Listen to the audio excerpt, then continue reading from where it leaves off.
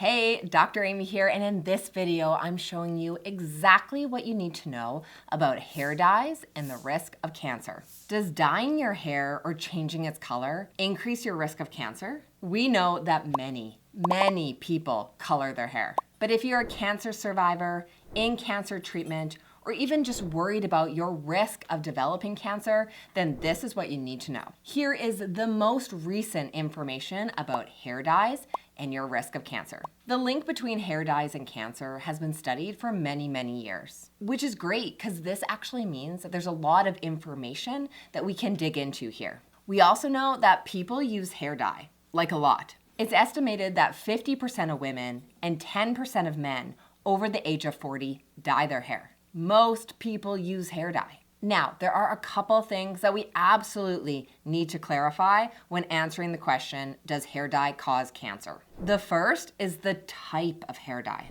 There are, of course, different types of hair dye, and which one you use is going to make a difference in terms of your cancer risk. There are three basic types. The first is temporary. Now, temporary hair dyes, they cover the surface of the hair, but they don't penetrate into the hair shaft. They generally last for about 1 to 2 washings. The second is semi-permanent hair dye. Now, semi-permanent hair dye does somewhat penetrate the hair shaft, but it only lasts for about 5 to 10 washings. But the third is the most popular type of hair dye. This is permanent hair dye or oxidative. Permanent hair dye causes lasting chemical changes in the hair shaft. These are the most popular types of hair dyes because the changes last until your hair grows out. There's less maintenance in this process, which makes it really appealing. Now, darker hair dyes tend to have more coloring agents or more chemicals. This is going to be important a little bit later on. There are more chemicals in dark hair dyes versus lighter hair dyes, like blonde.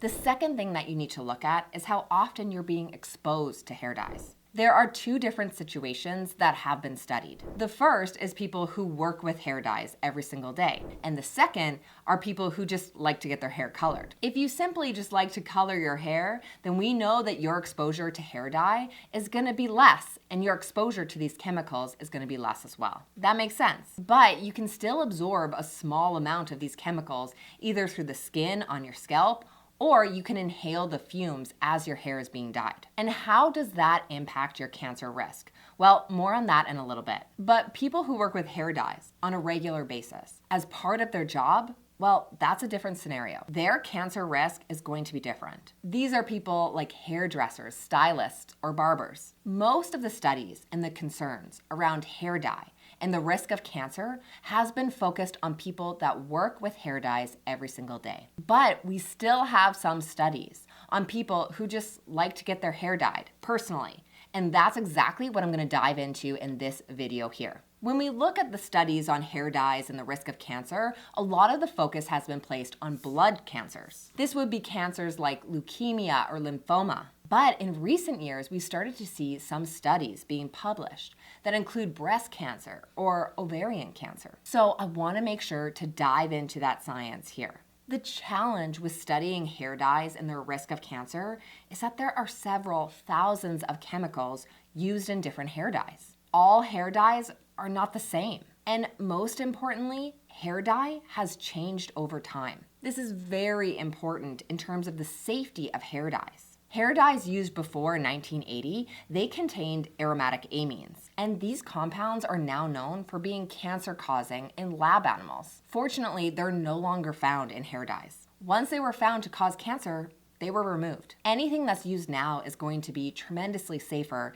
than what was used before 1980. Like in the 70s or earlier. There has been a big shift in the chemicals used, and as a result, the risk of cancer is going to be different. So let's start with what has been found for blood cancer, and then let's move on to breast cancer and ovarian cancer. Studies have looked at the risk of blood cancer, this is leukemia, lymphoma, and the use of hair dyes. Now, some studies have found that women who used hair dyes regularly before 1980, they had a higher risk of non-Hodgkin's lymphoma. And this was more true for women who used dark hair dyes versus lighter hair dyes. Okay, but this is for hair dyes that were used before 1980, so it doesn't apply now. But what about breast cancer? There's been mixed results when it comes to hair dye and breast cancer. Many studies have found no risk at all. However, some studies have found different results. I want to dive deeper into that. But first, let's see what the experts say about this, and then we'll look at the specific studies. There are really two groups of experts that look at the exposure to products and the risk of cancer. The first is the International Agency for Research on Cancer. This agency is part of the World Health Organization, or the WHO,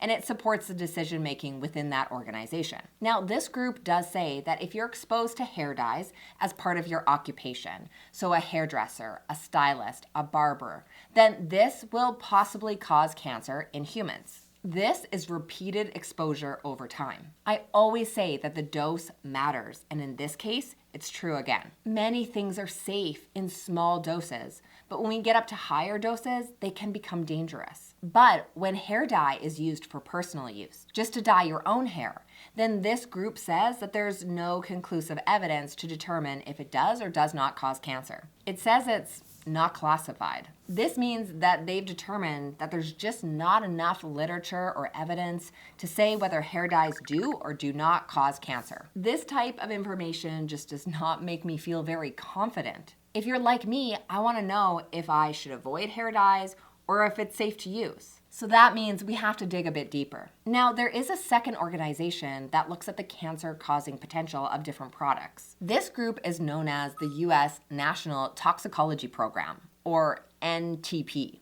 It has not classified hair dyes as potentially causing cancer. Okay, so NTP says no, hair dyes do not cause cancer. But the International Agency for Research on Cancer, it says we don't know. Okay, but this still doesn't make me feel very confident about using or not using hair dyes. So let's look at some of the studies. A study published in the British Medical Journal looked at women enrolled in the Nurses Health Initiative study. This is a massive database with over 100,000 women, and they followed them for over 36 years. This is just a great group of women to look at and see how hair dyes really impacted their risk of cancer. This study looked at women who used hair dyes and women who had never used hair dyes. They looked more specifically at the age which they started using hair dye, how long they used the hair dye for, and how often they dyed their hair. Now, when we compare women who never dyed their hair to women who had dyed their hair, there was no difference in the risk of cancer. Women who used hair dye were not at a higher risk.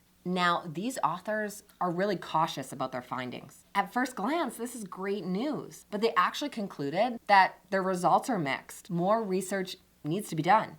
Here's why. When they dug deeper into the data, they found that women who use permanent hair dye over longer periods of time, they were at a higher risk of hormone-negative breast cancer, HER2-negative breast cancer, and ovarian cancer. They note themselves that their findings are inconsistent. So while we're starting to feel more confident about using hair dyes, the researchers themselves are saying that this is a good start, but we need more research in this area. We also need to note that the Nurses Health Initiative, it's a fantastic group of women who have been studied for many different outcomes, but this group of women is primarily made up of Caucasian women of European descent. There's not a lot of ethnic diversity in this study. Okay, so what do? What's the path forward?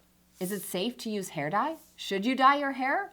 And if you're going to, when can you start after you finish chemo? Looking at hair dyes overall, they are much safer than they once were. The risk of cancer is considerably lower, and many researchers are saying that there's no risk at all. So instead of focusing on the risk of hair dye and cancer, I want you to focus on your overall cancer risk in general. It's very clear that there are specific things that have been proven to lower your risk of cancer or a cancer recurrence. Instead of focusing just on hair dye, I want to look at your overall cancer risk. Now, there's no guarantee that anything is going to keep you 100% cancer-free, but these are some things that you can start doing to lower your cancer risk. Science-backed. Eating healthy, loaded with plants and vegetables. Maintaining a healthy body weight. Not using tobacco or smoking.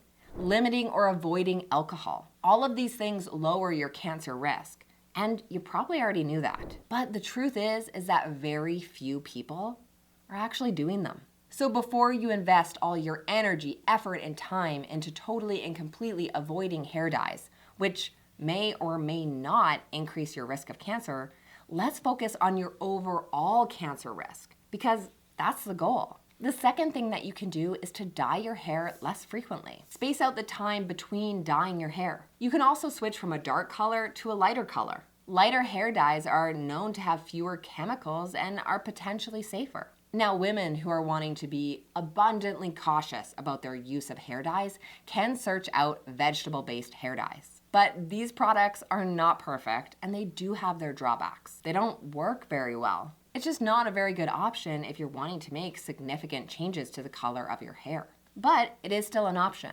Okay, and when can you start dyeing your hair after chemo? There's absolutely no research to state you have to wait a specific amount of time after finishing chemo to dye your hair. There's no literature to show that it's safer at 6 months.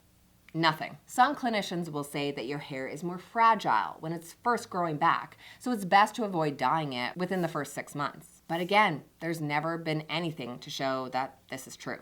You have to determine what's right for you. If you hate your natural hair color, or if you really despise the color it's growing back as after cancer, then go ahead and dye it. There's no clear and hard rule on this one. I personally dyed my hair within 4 months after finishing chemo. I didn't like the color it was growing back as, so I dyed it blonde. But this didn't last long because I'm a natural redhead and I just didn't like being blonde. So eventually I did grow it out back to my original color. And my hair did come back exactly the same. No curl, no change in color, exactly the same as it was before chemo. Okay, so now that you know about hair dyes and cancer, there are other cancer myths that you need to know about. You could be painfully avoiding something that doesn't increase your risk of cancer at all. That's why I'm linking up this next video here on common breast cancer myths. Click the link here. I'll see you in the next video.